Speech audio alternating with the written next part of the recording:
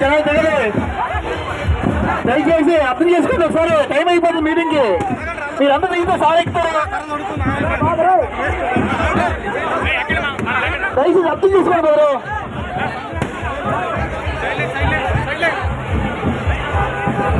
Please అర్థం చేసుకోండి brother, please అర్థం చేసుకోండి. అమ్మ దగ్గర అమ్మకు వచ్చాడు.